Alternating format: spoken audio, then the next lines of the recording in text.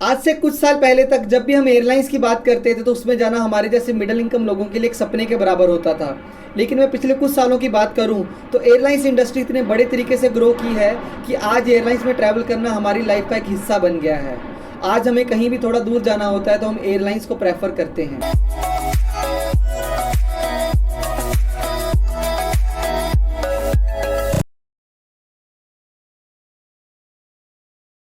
आज हम बात करने जा रहे हैं इंडिगो के बारे में और इसने एयरलाइंस इंडस्ट्री से रिलेटेड जो भी मिथ्स थे उनको दूर करते हुए एक प्रॉफिटेबल कंपनी बनी। यहां तक कि वॉरेन बफेट ने भी जब भी एयरलाइंस इंडस्ट्री के बारे में बात की तो उन्होंने बोला कि एयरलाइंस इंडस्ट्री में इन्वेस्ट करना बहुत ही डेंजरस है। लेकिन इंडिगो एक ऐसी कंपनी है जो प्रॉफिटेबल तो है ही है, इसके अलावा इंडियन एयरलाइंस इंडस्ट्री में उनका मार्केट शेयर 45% से भी ज़्यादा का है। ऐसा क्यों होता है एयरलाइंस इंडस्ट्री में कि यहाँ पे कंपनीज आती तो हैं लेकिन सक्सेसफुल नहीं हो पाती। और जैसे कि अगर मैं इंडियन एयरलाइंस इंडस्ट्री की हिस्ट्री देखूं तो यहाँ पे बहुत सी ऐसी कंपनीज है जो आई तो सही और आके अपने आप को एक्सपेंड भी किया, लेकिन कहीं ना कहीं वो डेट या और भी कुछ कारणों की वजह से उनको अपने ऑपरेशंस को बंद करना पड़ा। इस वीडियो में मैं आपको बताऊंगा इंडिगो के बिजनेस मॉडल के बारे में और मैं आपको बताऊंगा कि कैसे एक छोटी सी कंपनी एक ऐसी इंडस्ट्री में जहां पे ज़्यादातर कंपनी सक्सेसफुल नहीं होती वहां पे एक एयरक्राफ्ट के साथ 2006 में आती है और 2019 में उसके पास 217 एयरक्राफ्ट्स होते हैं। इसके अलावा मैं आपको सिखाऊंगा कि एयरलाइंस इंडस्ट्री में किसी कंपनी का फंडामेंटल एनालिसिस कैसे कर सकते हैं और इसके साथ साथ मैं इंडिगो को उसके कॉम्पिटिटर्स के साथ कंपेयर भी करूंगा और at the end of the video आपको बताऊंगा कि अभी इस कंपनी में क्या चल रहा है और इन्वेस्टर्स के लिए इस कंपनी में क्या है कि क्या उनको इन्वेस्ट करना चाहिए, रुकना चाहिए, इस कंपनी को होल्ड करके रखना चाहिए। 1990s के बाद यूएस एयरलाइंस इंडस्ट्री में एक नया कॉन्सेप्ट आया जिसने पूरी एयरलाइंस इंडस्ट्रीज को डिसरप्ट किया और वो कॉन्सेप्ट था LCC, low cost carrier companies. और वो एयरलाइंस कंपनीज इंडिया में अभी तक नहीं आई थी और इंडिया में अभी तक सिर्फ 2 या 3 एयरलाइंस कंपनीज ऑपरेट करती थी। तो ये बिजनेस के गैप को आइडेंटिफाई किया राकेश गंगवाल और राहुल भाटिया ने। उन्होंने सोचा क्यों ना इंडिया में एलसीसी का कॉन्सेप्ट लेके आया जाए और एयरलाइंस इंडस्ट्री को एक आम आदमी तक लेके जाया जाए ताकि एयरलाइंस इंडस्ट्रीज की ग्रोथ भी बहुत बड़े लेवल पे हो और उनका मार्जिन भी अच्छे निकल के आए। अगर मैं इनके फाउंडर्स की बात करूं, सबसे पहले राहुल भाटिया जो कि इंडियन एयरलाइंस इंडस्ट्री के रेगुलेटरी नॉर्म्स को बहुत अच्छे से समझते थे और वहीं पे राकेश गंगवाल जो कि एयरलाइंस इंडस्ट्री को बहुत अच्छे से समझते थे क्योंकि इससे पहले वो यूएस एयरलाइंस में काम करते थे, जिनकी वजह से उन्होंने इंडिया में एक ऐसी एयरलाइंस को डिज़ाइन किया कि वो लो कॉस्ट पे तो चलेगी और इसके अलावा वो बहुत अच्छे मार्जिन्स भी निकाल के देगी। इसके चलते 2004 में जब ये कंपनी ऑपरेशनल भी नहीं हुई थी उस टाइम पे ये कंपनी ने 100 एयरक्राफ्ट्स का ऑर्डर एयरबस को दिया जब इनके पास एक भी जहाज ऑपरेशनल नहीं था। इसका एडवांटेज एयरबस को भी हुआ क्योंकि उस टाइम पे एयरबस भी इंडियन एयर स्पेस में एंटर करने के बारे में सोच रही थी। अब आप सोच रहे होंगे कि आपको ये तो समझ में आ गया कि इनके को-फाउंडर्स के पास बहुत अच्छा एक्सपीरियंस था और नॉलेज था, लेकिन इन्होंने अपने बिजनेस मॉडल को बाकी एयरलाइंस के मुकाबले में कैसे डिफरेंट बनाया। तो सबसे बड़ा जो डिफरेंशिएशन इन्होंने अपने बिजनेस में रखा वो था कि इनके जो सारे जहाज जो इंडिया में ऑपरेट करते थे वो सेम होते थे। अगर वो A320 यूज़ कर रहे हैं तो सारे जहाज इनके A320 होंगे, लेकिन उस टाइम पे जो इंडिया के बाकी एयरलाइंस कंपनीज थी वो अलग अलग जहाज यूज़ करती थी, जिसका फ़ायदा इंडिगो को मिला, जिसकी वजह से इंडिगो को अपने पायलट्स को अलग अलग ट्रेनिंग नहीं देनी पड़ती थी। जो एक पायलट एक जहाज चलाता है तो वो दूसरा जहाज भी चला पाएगा। इसके अलावा उनको मेंटेनेंस कॉस्ट में बहुत फ़ायदा होता था क्योंकि अगर सारे एयरक्राफ्ट सेम होंगे तो उनका मेंटेनेंस कॉस्ट भी कम लगेगा, उनको ट्रेनिंग कम देनी पड़ेगी। तो हर एस्पेक्ट में इंडिगो को उस चीज़ का फ़ायदा मिलता रहा जिसने इंडिगो को एक बहुत बड़ी कंपनी बनने में बहुत हेल्प की। सेकंड पॉइंट ऑफ डिफरेंशिएशन ये था कि इंडिगो जब भी नए जहाज का ऑर्डर एयरबस को देता था तो वो ऑर्डर बल्क में देता था और एयरबस जब भी कोई ऑर्डर बल्क में फुलफिल करता था तो बहुत सारा डिस्काउंट देता था इंडिगो को। और इंडिगो वो जहाज बहुत कम टाइम के लिए यूज़ करता था ताकि एक तो मेंटेनेंस कॉस्ट बचे और दूसरा जब भी लोग जहाज में ट्रैवल करें तो उनको एक नए जहाज की फील आए। आप जैसे अपनी स्क्रीन पे देख सकते हो कि इंडिगो ने कैसे, कब और कितना ऑर्डर किया है एयरक्राफ्ट्स का।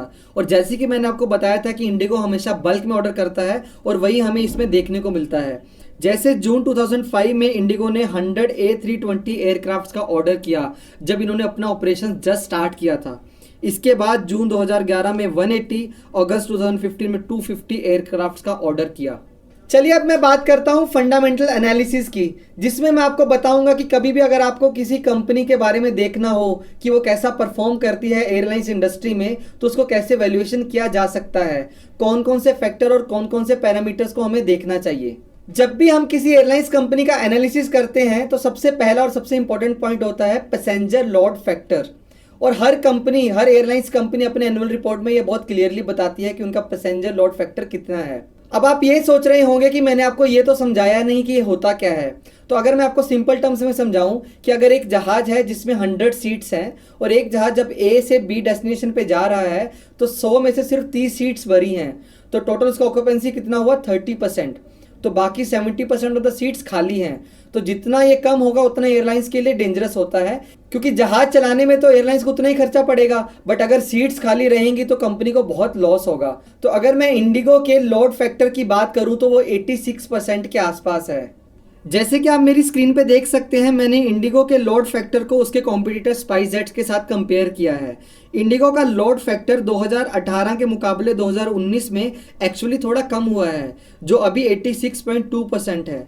अगर मैं इसको स्पाइसजेट के साथ कंपेयर करूं तो स्पाइसजेट का लोड फैक्टर अभी 92% है, जो कि इंडिगो से बहुत बेटर है। लेकिन अगर मैं स्पाइसजेट का लोड फैक्टर उसके पिछले साल वाले से कंपेयर करूं तो स्पाइसजेट का लोड फैक्टर भी पिछले साल से थोड़ा कम हुआ है। सेकेंड इंपॉर्टेंट पैरामीटर जिसके बेस पे हम किसी एयरलाइंस इंडस्ट्री को फंडामेंटली एनालाइज कर सकते हैं वो होता है RASK, रेवेन्यू पर अवेलेबल सीट किलोमीटर, जिससे हमें पता चलता है कि अगर एयरलाइंस 1 किलोमीटर चलती है तो एक सीट पर उसको कितना प्रॉफिट होता है। अगर मैं इंडिगो के केस में RASK का कंपैरिजन करूं पिछले साल से, तो इस साल इंडिगो का RASK थोड़ा कम हुआ है। लास्ट ईयर इंडिगो का RASK था 3.64 और इस ईयर इनका RASK है 3.57। तो रेवेन्यू जो इंडिगो को हर सीट पे हर किलोमीटर पे मिलता था वो एक्चुअली थोड़ा सा कम हुआ है। लेकिन अगर मैं इसको इसके कॉम्पिटिटर स्पाइसजेट से कंपेयर करूं तो स्पाइसजेट का RASK थोड़ा सा बड़ा है इस year as compare to last year.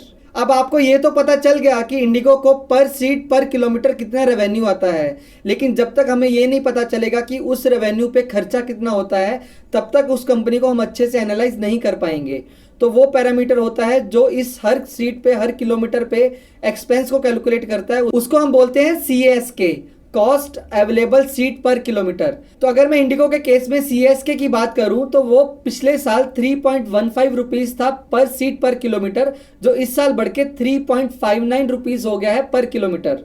अब मैंने आपको ये तो बता दिया कि इंडिगो की पर किलोमीटर पर सीट कॉस्ट थोड़ी बड़ी है, लेकिन कौन से फैक्टर एयरलाइंस इंडस्ट्री में किसी कंपनी की कॉस्ट को अफेक्ट करते हैं उसके बारे में जानना भी बहुत जरूरी है। इंडियन एयरलाइंस इंडस्ट्री की हम जब भी बात करते हैं तो मेनली 2 फैक्टर इसकी कॉस्ट को इम्पैक्ट करते हैं। पहला क्रूड ऑयल, क्योंकि एक एयरलाइन बिजनेस रन करने में मेन जो खर्चा होता है वो क्रूड ऑयल पे होता है, और जब भी क्रूड का प्राइस बढ़ता है तो एयरलाइंस की कॉस्ट बढ़ती है। सेकेंड, करेंसी डेप्रिशिएशन, क्योंकि सारा ऑयल अपना इंपोर्ट होता है, तो जब भी अपनी इंडियन करेंसी डेप्रिशिएट होती है तो ऑयल इंपोर्ट करने में कंपनीज का ज़्यादा कॉस्ट आता है, जिसकी वजह से उनकी कॉस्ट बढ़ जाती है। अब आपके लिए एक बहुत इंटरेस्टिंग पॉइंट यहाँ पे निकल के आता है कि इंडिगो का CASK उसके RASK से ज़्यादा है, तो इंडिगो को एक्चुअली लॉस में होना चाहिए, लेकिन नहीं, इंडिगो ने इस साल काफ़ी प्रॉफिट शो किया है, क्योंकि इसके अलावा भी इंडिगो को बहुत अदर इनकम होता है। तो अगर मैं उस रेवेन्यू की बात करूं जो इसके अलावा इंडिगो को मिलता है, जैसे कि एक्स्ट्रा लगेज से, टिकट कैंसिलेशन चार्जेस से, टिकट मॉडिफिकेशन चार्जेस से और कार्गो के बिजनेस से, तो वो एक्चुअल में इंडिगो का 17.6% से, अगर उसको हम लास्ट ईयर से कंपेयर करें तो वो बड़ा है। अब एक इन्वेस्टर को ये चीज़ें तो समझ में आ गई, लेकिन उसको कहीं भी इन्वेस्टमेंट करने से पहले उसके पूरी इंडस्ट्री का आइडिया होना बहुत ज़रूरी होता है। तो अब आप ये सोच रहे होंगे कि पूरा इंडियन एयरलाइंस इंडस्ट्री में कौन सी कंपनी का कितना मार्केट शेयर है। चलिए अब उसके ऊपर थोड़ा डिस्कशन करते हैं। जैसे कि आप स्क्रीन में देख सकते हैं कि इंडियन एयरलाइंस इंडस्ट्री में सबसे ज़्यादा मार्केट शेयर इंडिगो का है, जो कि 47.1% है। इसके बाद नंबर में आता है स्पाइसजेट, जिसका मार्केट शेयर है 13.7%, और एयर इंडिया जिसका मार्केट शेयर है 12.9%। दोस्तों, इसमें से कुछ, इस लिस्ट में कुछ ऐसी कंपनीज भी हैं जो अब ऑपरेशनल नहीं हैं, लेकिन इसमें एक बहुत इंटरेस्टिंग पॉइंट है जो मैं आपको बताना चाहूँगा। तो मैं अगर पूरी इंडस्ट्री में लो कॉस्ट एयरलाइंस की बात करूं तो इंडिया के टोटल मार्केट शेयर में 76% हिस्सेदारी लो कॉस्ट एयरलाइंस की है। जैसे कि इंडिगो ने स्टार्ट किया था, लेकिन अब बहुत सारी नई कंपनीज आ गई हैं जो सेम मॉडल पे ऑपरेट करती हैं। अभी तक मैंने आपको ये बताया कि इंडिगो को फंडामेंटली कैसे एनालाइज किया जा सकता है। इसमें आप अपने भी इनपुट्स ले सकते हैं और डेप्थ में जाके एनालाइज कर सकते हैं, और जो मैंने आपको बताया आप उसका यूज़ करें और फिर आप खुद से डिसाइड करें कि आपको क्या करना चाहिए। आपको ये शेयर बाय करना चाहिए, सेल करना चाहिए या होल्ड करना चाहिए। क्योंकि दोस्तों हम किसी भी वीडियो में किसी भी शेयर को बाय या सेल करने का रिकमेंडेशन बिल्कुल नहीं देते। हमारी सारी वीडियोस एजुकेशनल पर्पस के लिए होती हैं। हम आपको समझाते हैं कि बेसिक टर्म्स में आप किसी कंपनीज का कैसे एनालिसिस कर सकते हैं। बाकी आपके ऊपर है कि आप उसको इन डेप्थ एनालिसिस कैसे करें। आपके अकॉर्डिंग आपकी फेवरेट एयरलाइंस कंपनी कौन सी है, प्लीज़ कमेंट करके बताएं। क्या वो इंडिगो है, स्पाइसजेट है, गो एयर है या कोई और कंपनी है। अगर आपको ये वीडियो अच्छी लगी तो इसे लाइक करें, इसे अपने दोस्तों के साथ शेयर करें और हमारे चैनल को सब्सक्राइब करें, क्योंकि आने वाले दिनों में और भी बहुत सारी वीडियोस फाइनेंशियल नॉलेज के ऊपर आएंगी।